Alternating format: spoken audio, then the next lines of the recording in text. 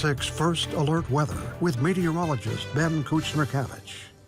Good evening, everybody. We'll be watching for some scattered showers and thunderstorms tonight and tomorrow as well. Not going to be widespread rain, but any rain we do see has the potential to produce some heavy rainfall, so some localized flooding cannot be ruled out.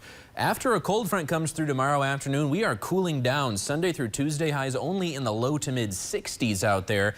Next week looks mostly dry. There will be a few opportunities for rain, but we will warm up later in the week back to around 80 degrees for you warmer weather lovers for Thursday and Friday.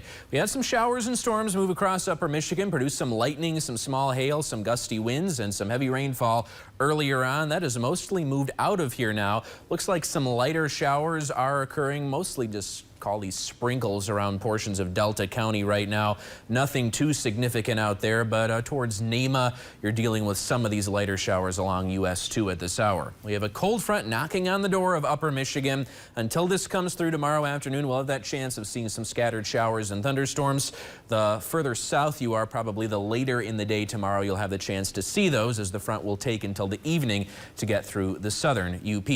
Here's our latest model run with Futurecast. Again, the models have not been picking up on the thunderstorm activity that well, but we will have that chance of seeing some scattered showers and storms as we go through the overnight hours tonight into the very early morning hours of your Saturday. And if you are thinking about heading towards the UP State Fair or enjoying Pasty Fest or enjoying classic cars on 3rd tomorrow, just keep an umbrella handy because the scattered showers and thunderstorms are going to be possible for us throughout the day and through the evening as we get that cold front approaching the area as well. Just keep an eye to the sky, keep an eye to the TV6 First Alert Weather app for that possibility. As we head on into your Sunday, we're just looking at the potential for an isolated shower out there, much less widespread than any potential we have tonight and tomorrow. It's not until we get towards early on Monday and into the rest of the day when we could see some more scattered showers, and I'd call them thunder showers as we head throughout the day on your Monday, but again, it's not going to be a washout out there.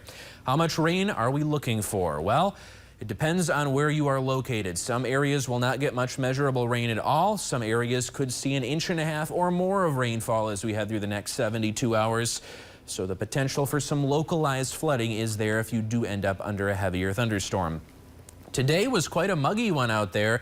This is the last time I think we'll see highs in the mid-80s for a while. Got up to 87 in Munising and Iron Mountain, got up to 86 at Marquette Sawyer Regional Airport. The cool spot was Manistee, only at 77 degrees for today. Now for tomorrow, depends on where you are for how warm you'll get. That cold front will be moving from north to south, so places like Manistee and Escanaba warming up to around 80, while in the 70s for northern locations. And it will be breezy as the front comes through. We could see northerly gusts up around 20 miles per hour along the shorelines for your Saturday.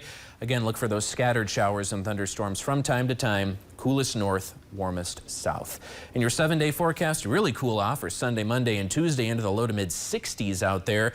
Some chances for showers and thunder showers, but much less than what we see for tomorrow. And as we head towards Wednesday and Thursday, we're back to mostly sunny skies and warming up to about 80 for Thursday and Friday, Molly.